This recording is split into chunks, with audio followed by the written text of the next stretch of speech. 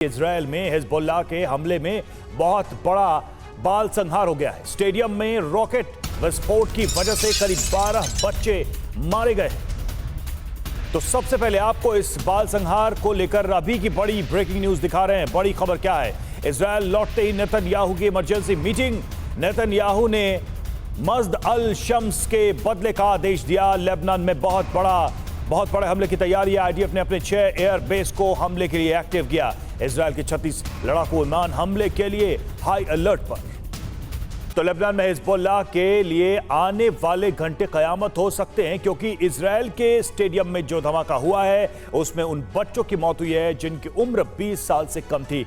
Israel के प्रधानमंत्री Netanyahu ने हिजबुल्लाह के खिलाफ अब तक का सबसे बड़ा सैन्य अभियान चलाने का आदेश दे दिया है। नेतन्याहू के आदेश के बाद हिजबुल्लाह सहम गया है। डरे हिजबुल्लाह ने कहा कि स्टेडियम में जो रक्तपात हुआ उसके लिए वो नहीं बल्कि खुद इजरायल जिम्मेदार है। तो सवाल यही है कि आखिर इजरायल और हिजबुल्लाह के दावे का सच क्या है? हकीकत टीवी 9 भारतवर्ष आपके सामने लाने जा रहा है। इजराइल लेबनान को दहलाने की प्लानिंग में जुटा था। आईडीएफ हिजबुल्लाह के खिलाफ अब तक का सबसे बड़ा आक्रमण करने की तैयारी कर चुका था।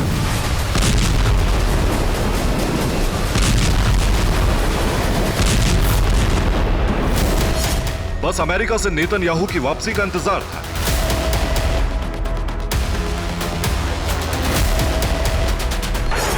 इसके बाद हिजबुल्लाह के अंत का ऑपरेशन शुरू होने वाला था।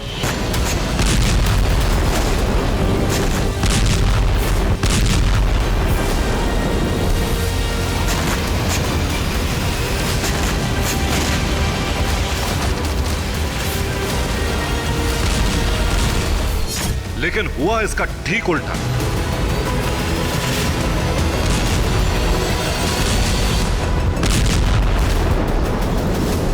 इजराइल ने लेबनान को नहीं बल्कि हिजबुल्लाह ने इजराइल की धरती को दहला दिया।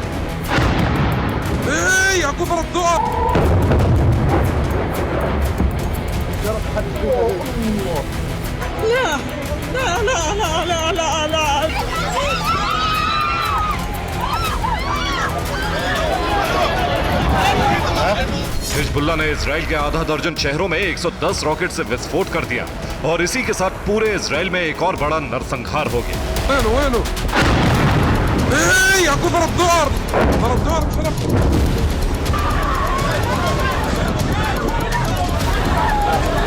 हिजबुल्लाह का ये हमला इजराइल में अब तक का उसका सबसे बड़ा हमला माना जा रहा है। इजराइल के आधा दर्जन इलाकों में हिजबुल्लाह ने आईडीएफ के ठिकानों पर रॉकेट अटैक किए। मस्द अल शम्स, नेव अतीब, बेत हिलाल, गोलानी, गलीली, तेल हाई, शाने और मानरा। इजराइल के ये वो इलाके हैं जहां हिजबुल्लाह ने ताबड़तोड़ विस्फोट किए। ये वही इलाके हैं जो हिजबुल्लाह के धमाके के बाद बुरी तरह से दहल गए। हिजबुल्लाह ने न सिर्फ इजरायली सेना के बेस को टारगेट किया बल्कि रिहायशी इलाकों में भी विस्फोट किया। यूं तो हिजबुल्लाह के हमले में इजरायली सेना को बहुत बड़ा नुकसान पहुंचा है, लेकिन सबसे बड़ा नरसंहार हुआ मस्द अल शम्स इलाके में।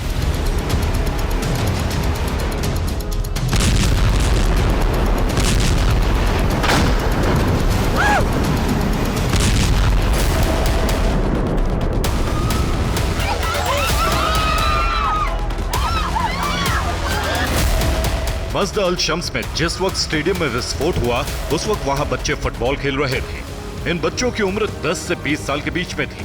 विस्फोट के जद में कई बच्चे आ गए, ज्यादातर मारे गए।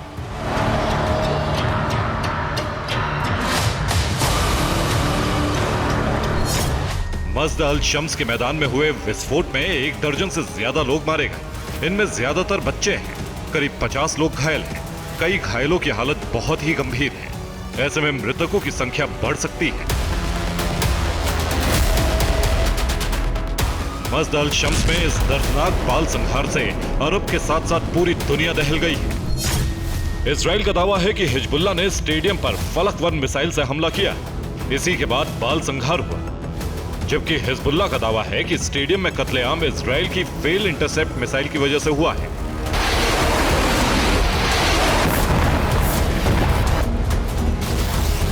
सवाल यही है कि आखिर इस बाल संहार का सच क्या है।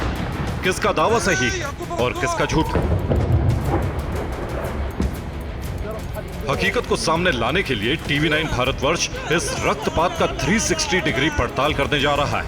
हम हमले का एक एक सच आपके सामने लाने जा रहे हैं, लेकिन उससे पहले हमले को लेकर इजराइल का क्या दावा है, ये जानना जरूरी है।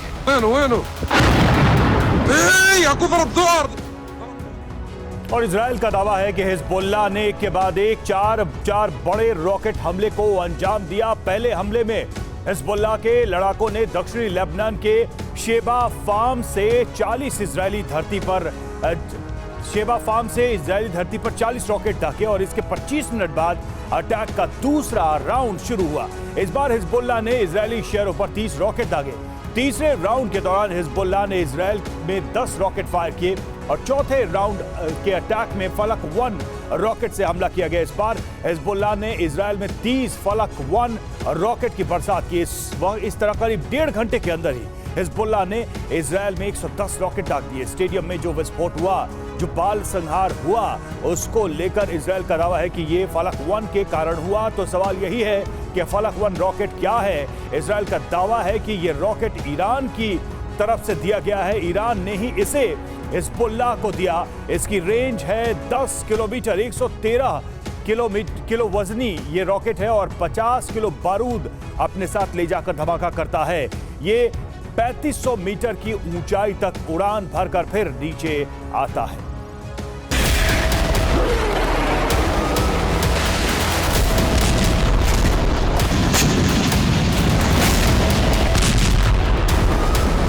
इजराइल का दावा है कि ये वही ईरानी मेड फलक 1 मिसाइल है जिसे दक्षिणी लेबनान के शेबा फार्म से फायर किया गया था।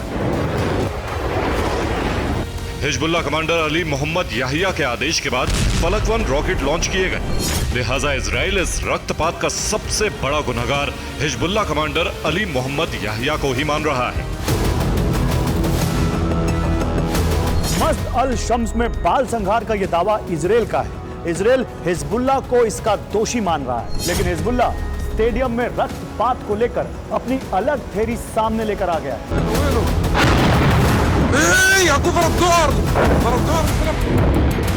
हिजबुल्लाह का कहना है कि इजराइल के आयरन डोम से फायर की गई मिसाइल मिसगाइड होकर स्टेडियम पर गिरी, इसलिए दर्जन भर बच्चे मारे गए।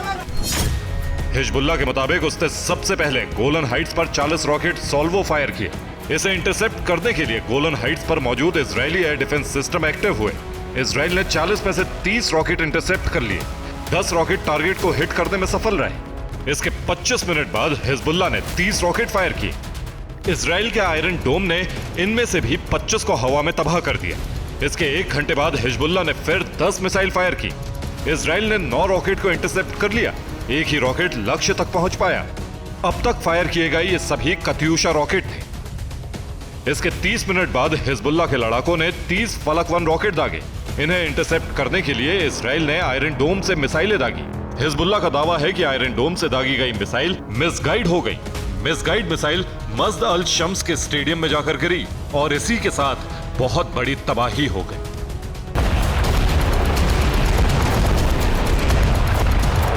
मतलब यह कि इजराइल और हिजबुल्लाह दोनों के अपने अपने दावे हैं और इन दावों में सच कहीं दब सा गया है।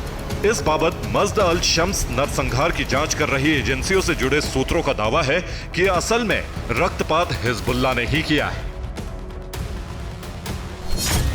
दरअसल हिजबुल्लाह के हमले में 1 दर्जन बच्चे मारे गए।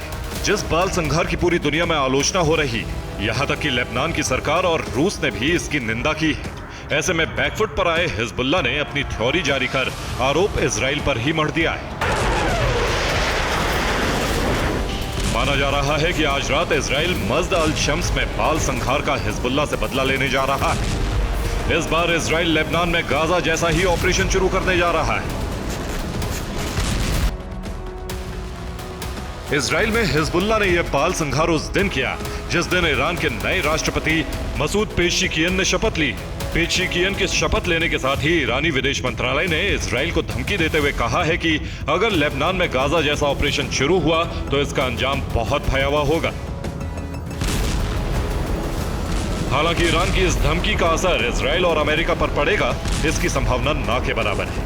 ऐसे में मस्द अल शम्स में बाल संहार अरब विनाश का ट्रिगर पॉइंट बनना तय माना जा रहा है। Bureau report, TV9 Bharatvarsh. Israeli वायुसेना के 6 एयरबेस हाई अलर्ट पर हैं। IDF के 36 लड़ाकू विमान हमले के लिए तैयार हैं। हिज़्ब के ठिकानों पर एयर स्ट्राइक की तैयारी है। सूत्रों के हवाले से बड़ी जानकारी।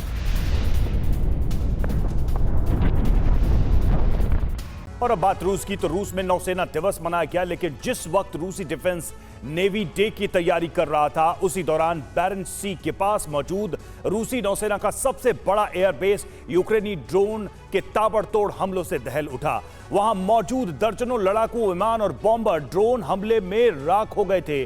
और गौर करने वाली बात यह कि यूक्रेनी बॉर्डर से करीब 1800 किलोमीटर दूरी पर रूसी नौसेना के एयरबेस पर ड्रोन स्ट्राइक की गई। लेकिन यह कोई पहला वाकया नहीं, पहला हमला नहीं।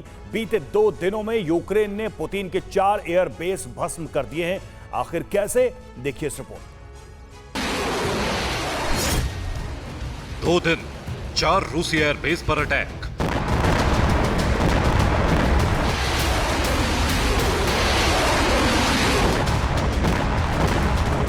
सत्तावन लड़ाकू विमान राख, 2 न्यूक्लियर बॉम्बर तबाह, 3 अटैक हेलीकॉप्टर नेस्त नाबूद।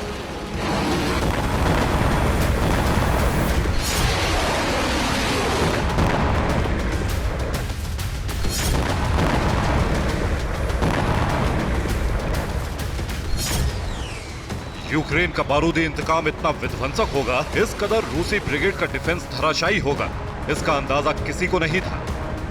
मगर यकीन मानिए, बीते 48 घंटों में यूक्रेन ने रूसी धरती पर जो कोहराम मचाया है, जिस तरह रूसी एयरबेस को निशाना बनाया है, जिस अंदाज में रूसी जंगबाजों को खाक किया, उसे देख क्रेमलिन भी सन्न है।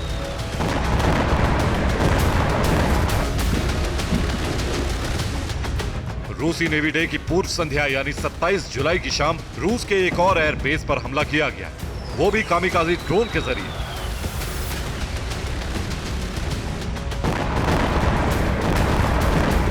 जानते हैं यह हमला रूसी धरती के किस इलाके में हुआ?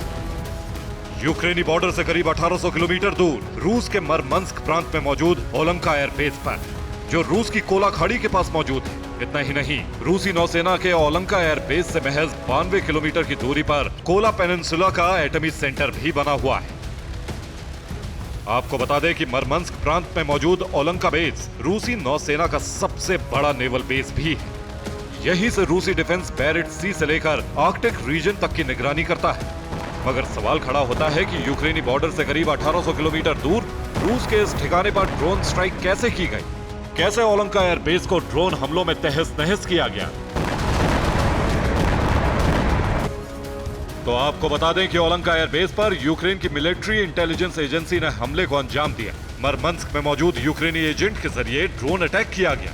यूक्रेन के ड्रोन हमले में रूसी वायुसेना के 42 विमान राख हो गए। दावा है कि इस अटैक में एक रूसी बम वर्षक भी तबाह हो गया। ओलंका एयरबेस पर यूक्रेन के ड्रोन हमलों के साथ ही बारूदी भूचाल आ गया। दावा किया जा रहा है कि ताबड़तोड़ अंदाज में की गई ड्रोन स्ट्राइक के चलते रूसी वायुसेना के बॉम्बर और लड़ाकू विमान राख हो गए। आखिर तबाही कितनी विध्वंसक थी, ये जानने के लिए आप ओलंका एयरबेस की हमले से पहले वाली सैटेलाइट तस्वीरें देखिए। गूगल अर्थ से ली गई सैटेलाइट तस्वीरों में ओलंका एयरबेस पर कई सारे विमान, बॉम्बर्स और अटैक हेलीकॉप्टर्स खड़े हैं। सभी आसमानी जंगबाजों को अलग अलग एयर स्ट्रिप पर खड़ा किया गया है। मीडिया रिपोर्ट्स में दावा किया गया है कि ओलंका एयरबेस पर कुल विमानों की तादाद 52 थी, जिसमें फाइटर जेट और एटमी बम वर्षक भी शामिल थे। मगर हमले के बाद एयरबेस पर सिर्फ 10 विमान खड़े दिखे। और हमले के बाद भी ओलंका एयरबेस की सैटेलाइट तस्वीरों को जारी किया गया, जिसमें बेहद कम विमान एयरबेस पर खड़े दिखाई दे रहे थे। तो क्या यूक्रेन के ड्रोन हमले में रूस के 42 विमान राख हो गए? क्या यूक्रेन ने एक हमले में ही रूस की एयर ताकत को तहस नहस कर दिया? गौर करने वाली बात यह है कि ओलंका एयरबेस पर यूक्रेनी ड्रोन ने जो तबाही मचाई, उसे अब तक का सबसे बड़ा हमला माना जा रहा है। मगर बीते 2 दिनों में यूक्रेन रूस के 3 और एयरफील्ड को निशाना बना चुका है। आखिर कब, कहां और कैसे, ये भी जान लीजिए। यूक्रेन ने पहला अटैक 26 जुलाई की सुबह पश्चिमी क्रीमिया में मौजूद साकी एयरबेस पर किया, वो भी अटैक एमएस टैक्टिकल मिसाइलों के जरिए। इसमें रूसी वायुसेना के 16 फाइटर जेट तबाह हुए। 26 जुलाई की शाम यूक्रेनी सेना ने दूसरे हमले को अंजाम दिया, वो भी आत्मघाती ड्रोन के जरिए। यह हमला सारातोव एयरबेस पर किया गया। इस ड्रोन हमले में 3 MI अटैक हेलीकॉप्टर राख हुए। यूक्रेनी ब्रिगेड ने तीसरा अटैक 27 जुलाई की सुबह पश्चिमी रूस के रिजान प्रांत पर किया, वो भी कामिकाजी ड्रोन्स के जरिए। इस हमले में रूस के Tu-22M3 बॉम्बर को नुकसान पहुंचा। बीते 48 घंटों में 3 बड़े हमलों के साथ ही यूक्रेन ने क्रेमलिन में खलबली मचा दी, क्योंकि एक तरफ फिर क्रीमिया पेनिनसुला को अटैक मस से दहलाया। यूक्रेनी सेना ने सीधे पुतिन को चुनौती दी, तो वहीं रूसी धरती पर मौजूद सारातोव और रिजान एयरबेस को बारूद से पाट दिया।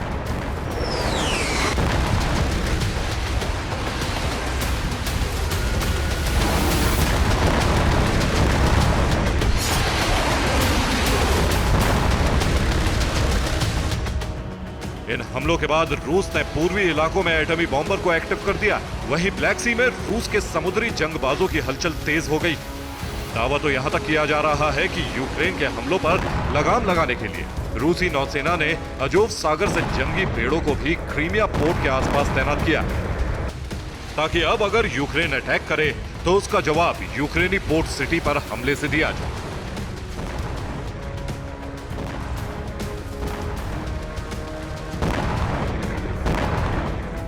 इधर हिज्ब के हमले को लेकर उत्तरी इजरायल की सुरक्षा बढ़ी। उत्तरी इजरायल के इलाकों में डिफेंस सिस्टम तैनात। मस्द अल शम्स में मोर्चे पर आयरन डोम, बेत हिलाल और गैलिली में भी डिफेंस सिस्टम तैनात किया। इधर रूस के बदले का एक्शन शुरू हो चुका है। पुतिन ने एक बार फिर अपनी फौज को कीव पर हमले का आदेश दे दिया है। कीव को लगातार दहलाने की कोशिश की जा रही है। क्रीमिया को बचाने के लिए भी यूक्रेन को काला सागर से दूर करने की मुहिम शुरू हो गई है। रूस ने यूक्रेन के 3 सैन्य ठिकानों को तबाह कर दिया। इनमें से एक यूक्रेनी सेना का कमांड सेंटर था। रूस के कई सर्विलांस ड्रोन यूक्रेन के अहम ठिकानों की तलाश कर रहे हैं और उसके बाद मिसाइल और ग्लाइड बम से हमले किए जा रहे हैं। जब जब रूस यूक्रेन से बदला लेता है, यूक्रेन के बड़े शहर यूं ही दहलने लगते हैं।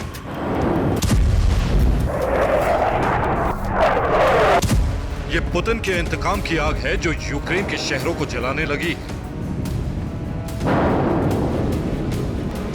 इस बार रूस का मिशन और बड़ा है। रूस की सेना राजधानी का बदला राजधानी से लेने वाली है।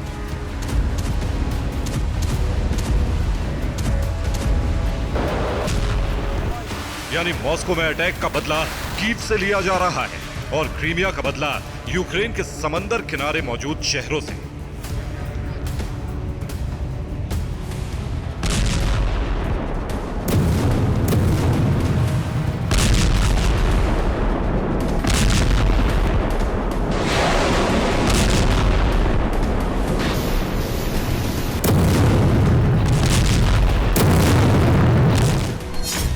यूक्रेन की राजधानी कीव पर ताबड़तोड़ हमले की शुरुआत कर दी गई है। काला सागर के किनारे ओडेसा के तट पर भी हमले शुरू हो गए हैं। रूस ड्रोन और मिसाइलों से यूक्रेनी शहरों को भस्म कर रहा है।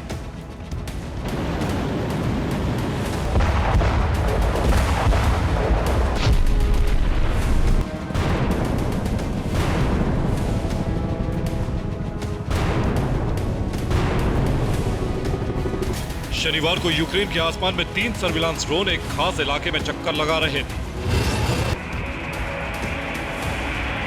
तीनों ड्रोन एक खास जगह की रेकी कर रहे थे और रूसी कमांड सेंटर में ड्रोन से आ रही तस्वीरों को देखा जा रहा था। तभी एक जोरदार धमाका हुआ। टारगेट पर एक इमारत थी। हवा से रूस की एक KH-38 ML मिसाइल आई और इमारत को खंडर में तब्दील कर दिया गया। तीनों ड्रोन इस हमले की तस्वीरें कैप्चर कर रहे थे। रिपोर्ट के मुताबिक ये यूक्रेनी सेना का कमांड सेंटर था।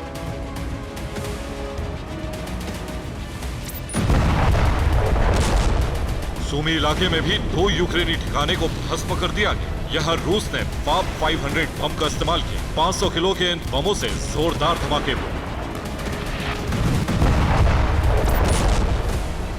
डिप्रो नदी के किनारे इस इमारत का इस्तेमाल यूक्रेनी सेना कर रही थी। यहीं से सैनिकों को मोर्चे पर भेजा जा रहा था, लेकिन रूस अब सेना के ऐसे तमाम ठिकानों को तबाह कर रहा है। इन 3 धमाकों से अंदाजा हो रहा है कि रूस किस तरह यूक्रेनी फौज के हर ठिकाने का पता लगा रही है और फिर सटीक निशाने से प्रहार हो रहा है। में एक बार फिर भीषण जंग चल रही है। यूक्रेनी फौज ने वापसी की कोशिश की थी, लेकिन रूस ने फिर एक और इलाके पर कब्जा जमा लिया है। रूस का दावा है कि डोनेस्क में रूस की सेना ने 2 इलाकों से यूक्रेनी फौज को खदेड़ दिया है। रूस एक तरफ यूक्रेन में हमले कर रहा है तो दूसरी ओर नाटो के खिलाफ समंदर में जंग की तैयारी जारी।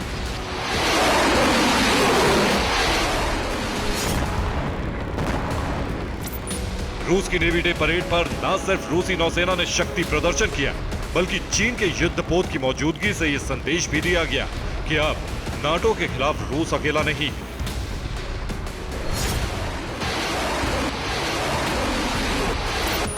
रूस की बाल्टिक फ्लीट के युद्धपोत हवाना के करीब पहुंचे हैं। यह दूसरी बार है जब रूसी युद्धपोत क्यूबा पहुंचा है।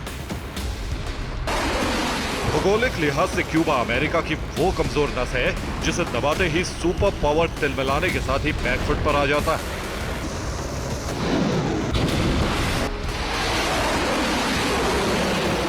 फिलहाल रूस की कोशिश है कि अब कीव में ज्यादा से ज्यादा तबाही मचाई जाए ताकि यूक्रेन दबाव में आकर क्रीमिया पर हमले न करे। Bureau report, TV9 Bharat. और पाकिस्तान के लिए बलूचिस्तान लंबे वक्त से मुसीबतों का सबब बना हुआ है, क्योंकि बलूचिस्तान के लोग पाकिस्तानी सेना के क्रूर रवैये और मनमाने व्यवहार से त्रस्त हो चुके हैं। इतना ही नहीं, लगातार विरोध प्रदर्शन के जरिए बलूच अब अलग देश की मांग कर रहे हैं। लिहाजा आज ग्वादर में बलोच की एक रैली थी जिसमें शामिल होने के लिए सैकड़ों लोग ग्वादर पहुंचने लगे, मगर इसी दौरान पाकिस्तानी आर्मी ने प्रदर्शनकारियों पर फायरिंग कर दी। आखिर कितना भयावह था मुनीर ब्रिगेड का खूनी कोहराम, देखिए इस रिपोर्ट। लाठी डंडों से प्रहार, ताबड़तोड़ गोलियों की बौछार, सैकड़ों की भीड़ पर बेहिसाब अत्याचार। ये तस्वीरें पाकिस्तान के बलूचिस्तान प्रांत से सामने आई हैं, जहां सैकड़ों की भीड़ अपनी आजादी के लिए, हक के लिए ग्वादर में होने वाली रैली में शामिल होने जा रहे थे। मगर पाकिस्तानी सेना के जवानों ने बलूचिस्तान के इन लोगों पर गोलियां दागनी शुरू कर दी।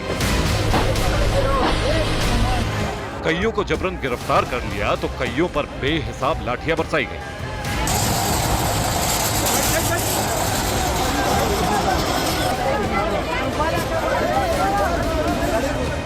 आपको बता दें कि बलूच यकजहती समिति यानी BYC ने रविवार को ग्वादर में एक राष्ट्रीय सभा का आयोजन किया था, जिसमें कार्यकर्ताओं के गायब होने और उनकी संदिग्ध मौत को लेकर चर्चा होनी थी। इस सभा में शामिल होने के लिए सैकड़ों बलूचिस्तानी बसों और गाड़ियों में भरकर ग्वादर पहुंचने की तैयारी में लग गए, मगर मस्तुंग इलाके में प्रदर्शनकारियों के काफिले को रोक लिया गया और फिर शुरू हुई पाकिस्तानी आर्मी के जवानों की क्रूरता।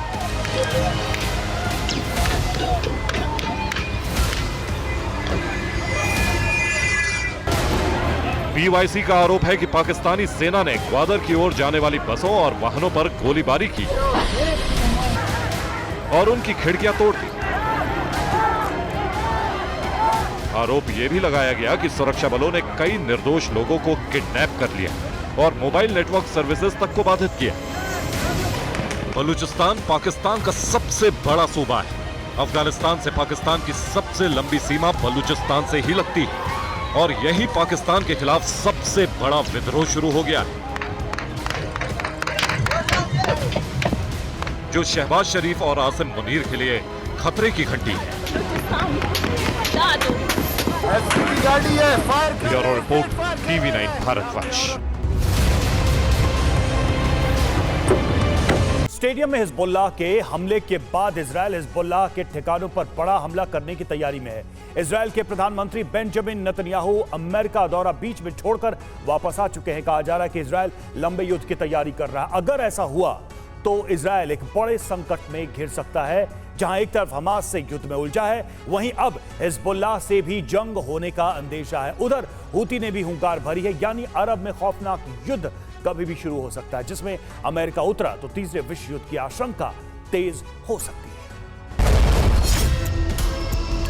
कभी भी इजराइल लेबनान में बारूदी तूफान ला सकता है, क्योंकि हिजबुल्लाह ने 7 अक्टूबर जैसा हमला करके इजराइल को दहला दिया।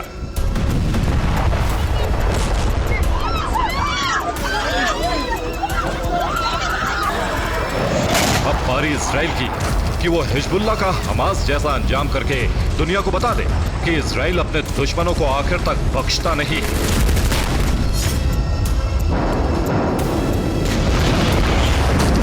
हर एक चीज का हिसाब लेगा इजराइल, हर एक आंसू का बदला लेगा इजराइल। अब लेबनान में हिजबुल्लाह ठिकानों पर आग बरसने वाली।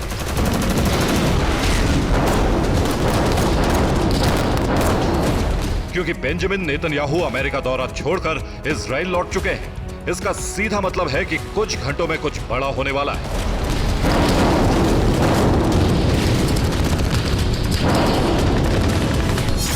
स्टेडियम पर हमले के बाद से इजराइल में लेबनान पर सैन्य ऑपरेशन की मांग उठ रही थी, जिसके बाद लेबनान पर सबसे बड़े ऑपरेशन को इजरायली सरकार ने हरी झंडी दे दी है। इजराइल ने इस हमले को 7 अक्टूबर पार्ट 2 हमला बताया है, जिसका बदला लेने के लिए तुरंत एक्शन लेने के लिए कहा है।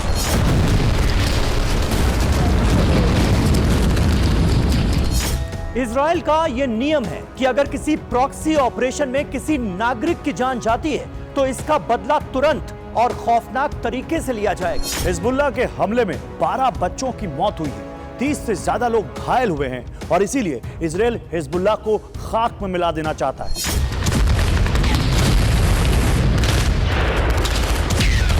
इसके पहले जब तेल अवीव हूती के ड्रोन हमले में एक शख्स मारा गया था, तो इजराइल ने यमन के अल हुदैदा पोर्ट पर तबाही मचाकर बदला लिया था।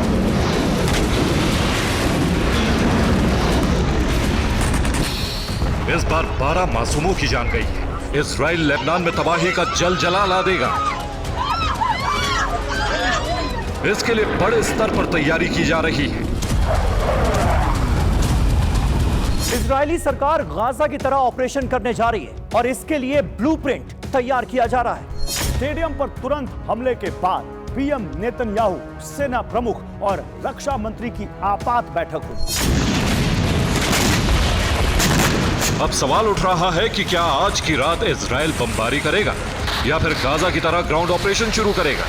लेकिन इतना तय है कि इजराइल लंबे वक्त तक जंग की तैयारी कर चुका है।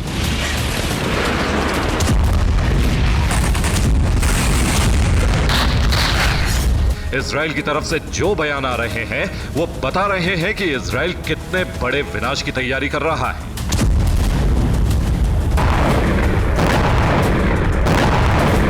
इजराइल के विदेश मंत्री ने कहा कि हिजबुल्लाह ने लाल रेखा पार की है, उसे अंजाम भुगतना होगा। इजराइल के रक्षा मंत्री ने कहा कि लेबनान में बहुत बड़ा विनाश करेंगे, हर एक मौत का बदला लेंगे। इजराइल के वित्त मंत्री ने कहा कि अब नसरल्लाह का सिर चाहिए, इससे कम कुछ भी मंजूर नहीं।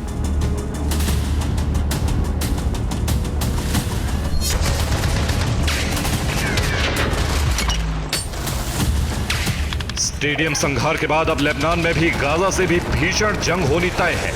इसके लिए इजराइल ने रमात डेविड एयरबेस और पल्माचिम एयरबेस पर अलर्ट कर दिया है। सैनिकों की छुट्टी रद्द करके वापस बुलाया जा रहा है। इजराइल लेबनान बॉर्डर पर डिप्लॉयमेंट बढ़ाया जा रहा है।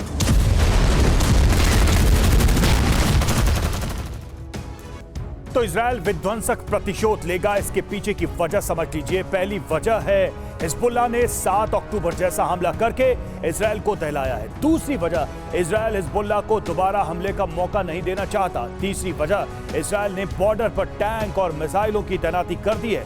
चौथी वजह, इजराइल ने 3 लेयर डिफेंस सिस्टम एक्टिव कर दिया है। पांचवी वजह, हिजबुल्लाह को ईरान, रूस से भारी तादाद में हथियार मिले हैं जिन्हें इजराइल नष्ट करना चाहता है। छठी वजह, लेबनान पर हमले के लिए अमेरिका सैन्य मदद कर रहा है। सातवीं वजह, इजराइल ने पूरे देश में हाई अलर्ट जारी कर दिया है।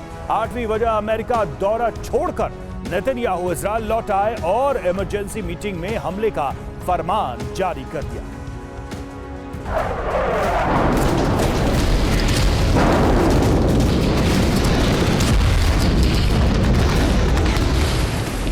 इजराइल हिजबुल्लाह से इंतकाम लेगा। दक्षिणी लेबनान में बने हिजबुल्लाह के ठिकानों को जमींदोज कर देगा।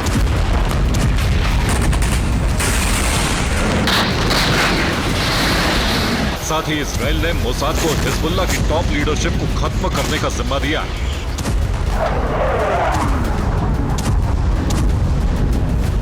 अब प्रतिशोध की आग में लेबनान खत्म हो जाएगा।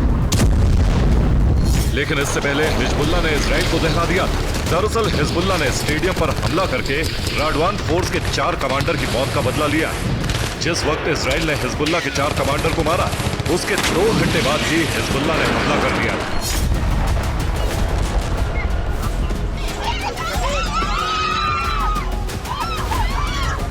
हिजबुल्लाह के मारे गए कमांडर इजरायली बॉर्डर पर ऑपरेशन की कमान संभाल रहे थे, जिन्हें इजराइल की मिलिट्री विंग सायरेत मेतकाल के कमांडोज ने मारा था।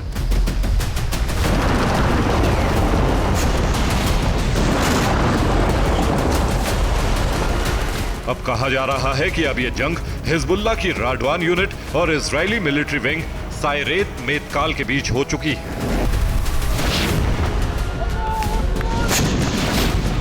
हालांकि इजराइल ने बीती रात से ही हमले शुरू कर दिए हैं। अब तक हिजबुल्लाह के 7 ठिकानों पर बमबारी की गई है। दूसरी तरफ हिजबुल्लाह को दूसरे ईरानी प्रॉक्सी का साथ मिल गया है, जिससे हिजबुल्लाह जबरदस्त पलटवार कर सकता है।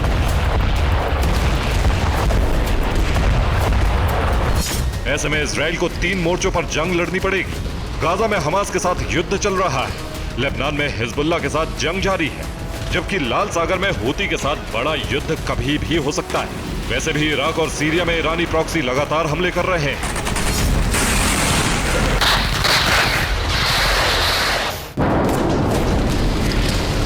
हिजबुल्लाह के हौसले इसलिए भी बुलंद हैं कि ईरान के नए प्रेसिडेंट मसूद पेशकियान गद्दी पर बैठ रहे हैं, जो लगातार ईरानी प्रॉक्सी की मदद के बयान देते रहे हैं। ईरान इस बात को समझ गया है कि इजराइल गाजा युद्ध में फंसकर कमजोर हो चुका है। ऐसे में यही वक्त है जब इजराइल पर बड़ा हमला किया जाए। इसके लिए ईरान ने प्रॉक्सी गुटों के साथ मिलकर बड़ा प्लान तैयार किया है। हो सकता है हिजबुल्लाह का हमला उसी ब्लूप्रिंट के तहत किया गया। अगर ईरान युद्ध में उतरता है तो अमेरिका को युद्ध लड़ना पड़ेगा। ऐसा हुआ तो ये युद्ध तीसरे विश्व युद्ध में बदल सकता है, जिसका एपिसेंटर लेबनान बन सकता है। Bureau report, TV9 Bharatvarsh. पर यूएस से लौटे नेतन्याहू ने की हाई लेवल मीटिंग। बैठक में सेनाओं के चीफ और अफसर शामिल। नेतन्याहू कैबिनेट के बड़े मंत्री बैठक में मौजूद। नेतन्याहू ने लेबनान पर हमले का आदेश दिया।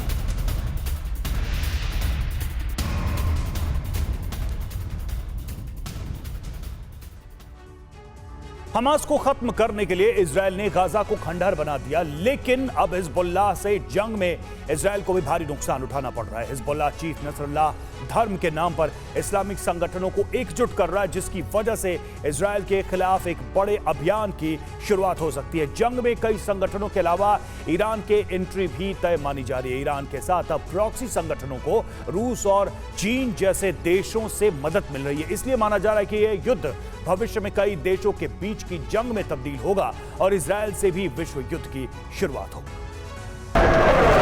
जंग का लगातार बढ़ता दायरा, विश्व युद्ध का खतरा,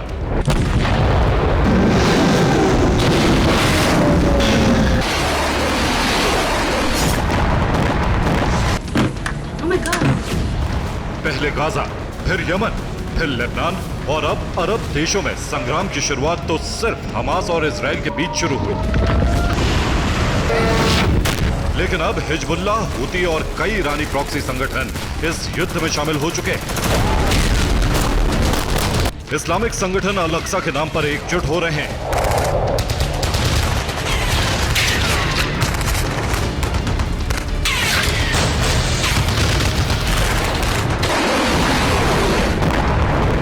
जंग इजराइल बनाम मुस्लिम राष्ट्रों में बदलती जा रही है, लेकिन खेमेबंदी के इस दौर में कई ताकतवर देश भी एक दूसरे के आमने सामने नजर आ रहे हैं।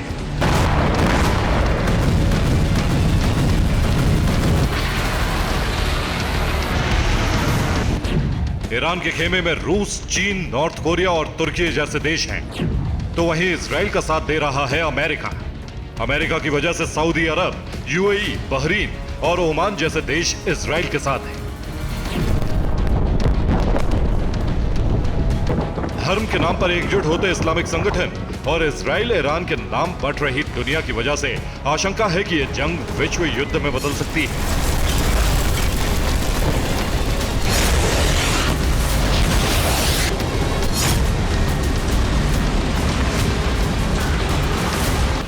इजराइल हिजबुल्लाह के युद्ध के बीच में जो किरदार नजर आ रहे हैं, असल में उसके पीछे कई शक्तिशाली चेहरे भी हैं। इसमें पहला नाम पुतिन का है। पुतिन यूक्रेन को हथियार की सप्लाई रुकवाना चाहते हैं। पुतिन अमेरिका को यूक्रेन से अलग किसी मोर्चे पर उलझाना चाहते हैं। इसके लिए पुतिन ने हिजबुल्लाह को हथियारों की सप्लाई की। रूस ईरान को परमाणु बम बनाने में मदद कर रहा है।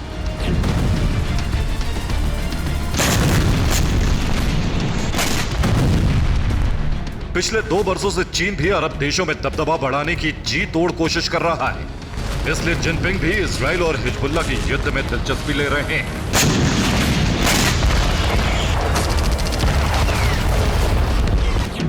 जिनपिंग अरब देशों में अमेरिका की धाक को कम करना चाहते हैं। जिनपिंग ने भी प्रॉक्सी संगठनों को हथियार देने का भरोसा दिया है।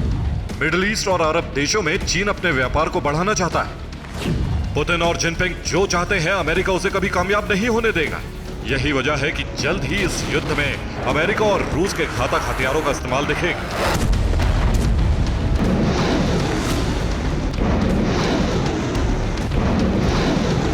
अमेरिका इजराइल को ताकतवर बनाने के लिए मिसाइलें दे सकता है। अमेरिका से बम बारूद की बड़ी खेप भेजी जा सकती है।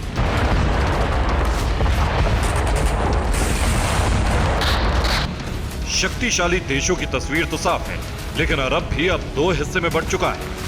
इजराइल सहित अमेरिका को समर्थन देने वाले अरब देशों के खिलाफ शिया सुन्नी संगठन एकजुट हो चुके हैं।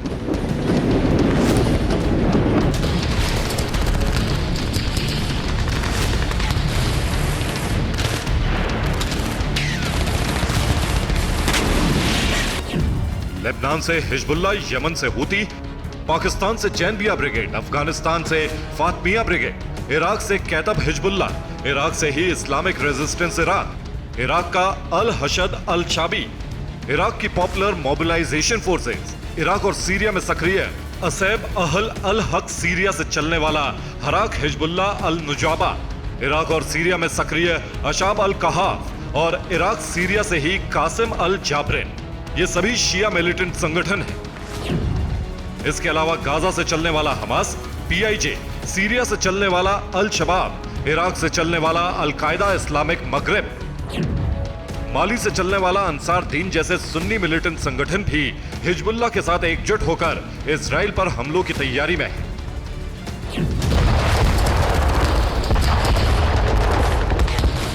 गाजा संगठन के विस्तार ने अरब को महासंग्राम के मुहाने पर धकेल दिया है।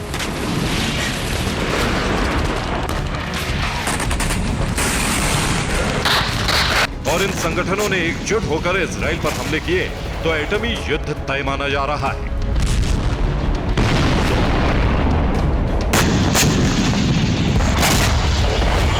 गाजा से शुरू हुए धमाकों का आधी दुनिया तक फैलने का खतरा एक और वजह से भी है, और वो है अल अक्सा मस्जिद। कुछ दिन पहले ही इजरायली वॉर कैबिनेट ने बड़ा फैसला लिया है। टेंपल माउंट में यहूदियों के प्रवेश पर रोक हटा दी गई है। अब यहूदी टेंपल माउंट में उपासना भी कर सकते हैं। इजरायली मंत्री बेन गिवर ने इस फैसले पर मोहर लगाई। टेंप माउंट में यहूदियों की एंट्री पर इजरायल कैबिनेट की मोहर के साथ ही ग्लोबल जंग का ट्रिगर दब चुका है, क्योंकि यहूदियों को इससे पहले अल अक्सा मस्जिद परिसर और टेंपल माउंट में जाने का अधिकार नहीं था।